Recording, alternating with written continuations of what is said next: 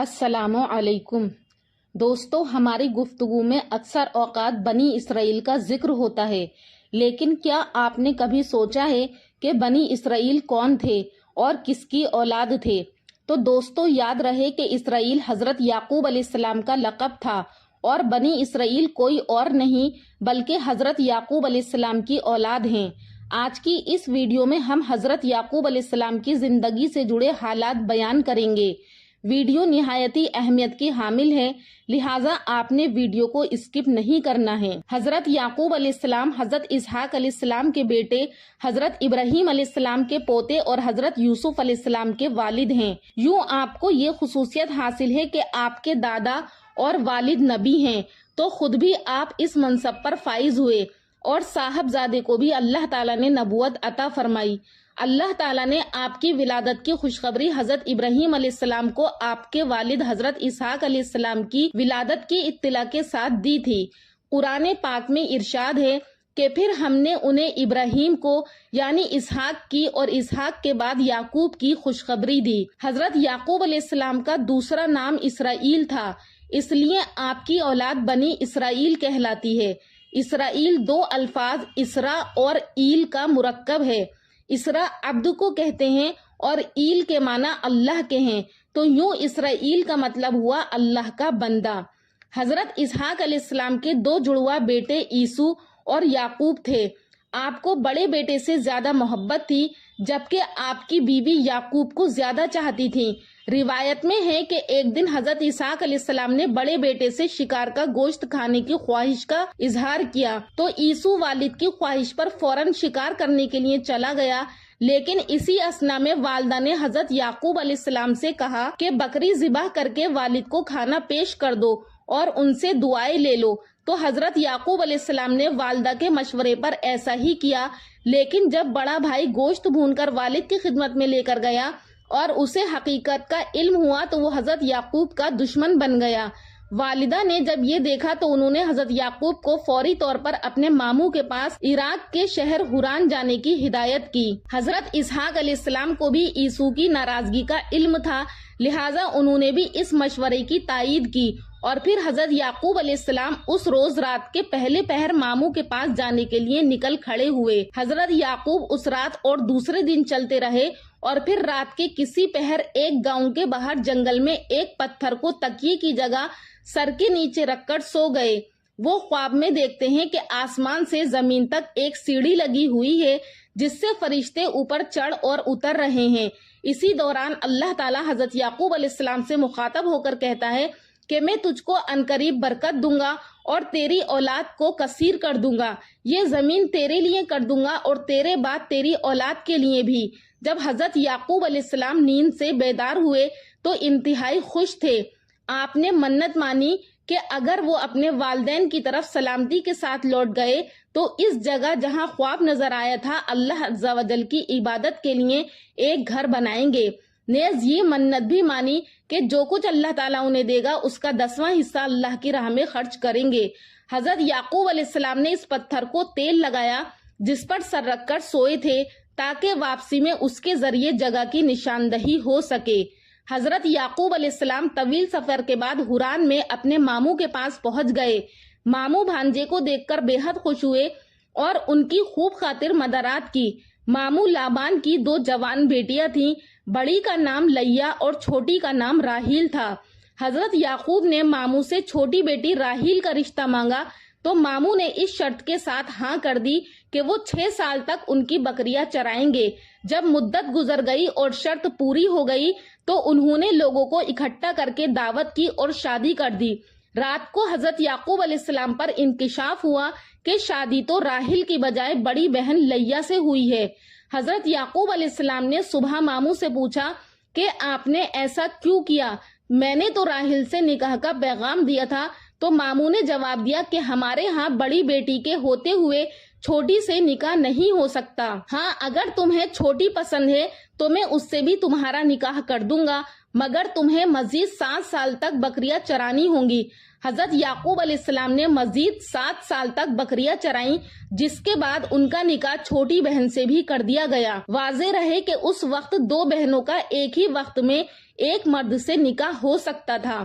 ماموں نے ساتھ ہی اپنی دونوں بیٹیوں کی باندیاں بھی اپنی بیٹی کے ساتھ رخصت کر دی تھیں تاکہ وہ ان کی خدمت کرے، لہٰذا ان دونوں نے اپنی دونوں خادماؤں کو حضرت یعقوب علیہ السلام کو ہدیے کے طور پر نکاح میں دے دیا، جن سے اللہ تعالیٰ نے آپ کو اولاد کثیر سے نوازا۔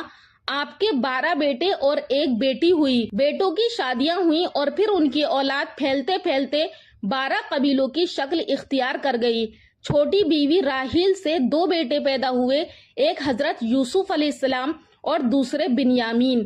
حضرت یعقوب علیہ السلام نے 20 برس تک ماموں کے گھر قیام فرمایا، پھر انہیں اللہ تعالیٰ کی جانب سے واپس ارض کنعان جانے کا حکم ملا تو انہوں نے اپنے اہل و عیال کے ساتھ حران سے واپس جانے کی تیاریاں شروع کر دیں۔ بیٹیوں اور ان کے بچوں سے جدائی کے سبب ماموں اداس و غمگین ہو گئے۔ انہوں نے حضرت یعقوب کو روکنے کی کوشش کی، لیکن وہ تو حکم الہی کے پابند تھے۔ بالآخر ماموں نے بھیڑ بکریوں کے بڑے ریوڑ اور زیادہ راہ کے ساتھ آپ کو رخصت کر دیا۔ حضرت یعقوب علیہ السلام اپنے اہل و عیال مال مویشیوں کے ساتھ سفر کرتے ہوئے اس مقام پر پہنچ گئے جہاں ان کے بڑے بھائی عیسو رہتے تھے۔ عیسو نے جب اپنے علاقے میں ایک اجنبی قافلے کو دیکھا تو بڑے تعجب اور متجسس ہوئے۔ انہوں نے اپنے لوگوں کو قافلے کی جانب روانہ کیا تاکہ حقیقت حال کا علم ہو سکے۔ لوگوں نے واپس آ کر بتایا کہ اس قافلے کا سردار یعقوب ہے اور اس طرح سے یہ لوگ حران سے نکل کر کنعان جا رہے ہیں۔ عیسو کو 20 برس پرانا واقعہ یاد آ گیا اور جب یہ سنا تو انہیں وہ سمجھ گئے کہ یہ تو چھوٹے بھائی یعقوب ہیں۔ جب حضرت یعقوب کو اپنے بڑے بھائی کے آنے کا علم ہوا تو وہ سوچنے لگے کہ جس بھائی کے ڈر سے وہ 20 برس والدین سے دور رہے، آج انہی سے سامنا ہونے جا رہا ہے۔ روایت میں ہے کہ اس موقع پر آپ نے اپنے بھائی کا استقبال کیا اور 20 سال کی طویل جدائی نے عیسو کے دل سے رنجش اور نفرت ختم کر دی تھی۔ چھوٹے بھائی کی محبت نے جوش مارا اور آگے بڑھ کر گلے لگا لیا۔ حضرت یعقوب نے کچھ دن بڑے بھائی کی میزبانی میں گزارے، پھر ان سے اجازت چاہی اور حضرت یعقوب کو اچھی طرح یاد تھا کہ 20 سال پہلے جب وہ اپنے ماموں کے پاس جا رہے تھے تو انہوں نے منت مانی تھی کہ اگر وہ اپنے والدین کے پاس سلامتی کے ساتھ لوٹ گئے تو جس جگہ خواب دیکھا تھا وہاں اللہ کا گھر بنائیں گے۔ لہٰذا وہ 20 سال پرانے راستوں کو یاد کرتے ہوئے یروشلم کے قریب اس بستی تک پہنچ گئے جس کے باہر انہوں نے قیام فرمایا تھا۔ بستی کے باہر خیمے نصب کر دیے گئے اور پھر حضرت یعقوب علیہ السلام نے اپنے بچوں کے ساتھ اس پتھر کی تلاش شروع کر دی جس پر انہوں نے تیل لگایا تھا۔ چونکہ اللہ تعالیٰ کی مدد شامل حال تھی سو جلد ہی وہ اس پتھر کو ڈھونڈنے میں کامیاب ہو گئے۔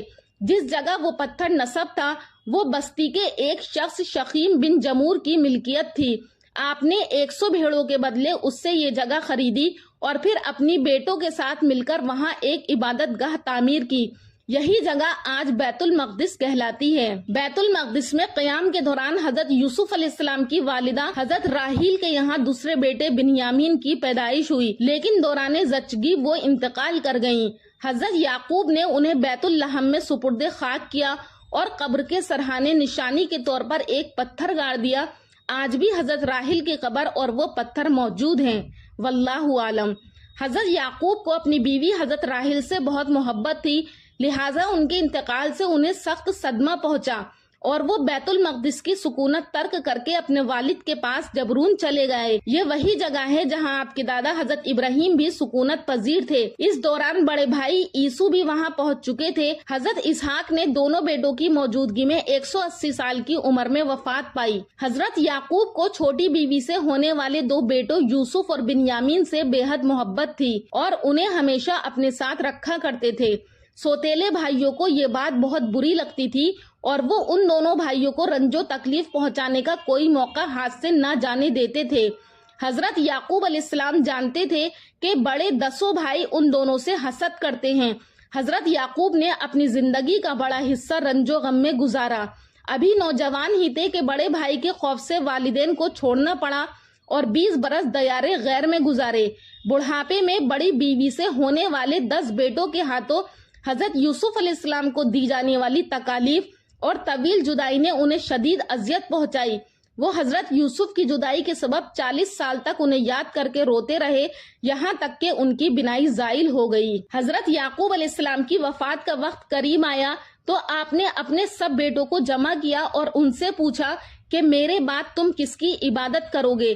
سب نے یک زبان ہو کر جواب دیا، اے ابا جان، ہم سب اس رب کی عبادت کریں گے جو آپ کا اور آپ کے آباء و اجداد ابراہیم، اسماعیل اور اسحاق کا معبود ہے۔ قرآن پاک میں ارشاد ہے کہ بھلا جس وقت یعقوب وفات پانے لگے تو تم اس وقت موجود تھے جب انہوں نے اپنے بیٹوں سے پوچھا کہ میرے بعد تم کس کی عبادت کرو گے؟ تو انہوں نے کہا کہ آپ کے معبود اور آپ کے باپ دادا ابراہیم، اسماعیل اور اسحاق علیہ السلام کے معبود کی عبادت کریں گے جو معبود یکتا ہے، اور ہم اس کے فرما بردار رہیں گے۔ سورہ بقرہ 133 آیت۔ تفسیر قرطبی میں مذکور ہے کہ حضرت یعقوب علیہ السلام نے مصر میں 24 سال رہنے کے بعد وفات پائی، اور وفات سے پہلے حضرت یوسف علیہ السلام کو وصیت فرمائی کہ میری میت میرے وطن بھیج کر والد اسحاق علیہ السلام کے پاس دفن کیا جائے۔ سعید ابن جبیر نے فرمایا کہ حضرت یعقوب علیہ السلام کی میت کو لکڑی کے تابوت میں رکھ کر بیت المقدس منتقل کیا گیا۔ اسی وجہ سے عام یہود میں یہ رسم چل نکلی کہ وہ اپنے مردوں کو دور دور سے بیت المقدس لے جا کر دفن کرتے ہیں۔ وفات کے وقت حضرت یعقوب علیہ السلام کی عمر 147 سال تھی۔ ناظرین، یہ تمام واقعات تورات کی کہانی اور داستان ہیں۔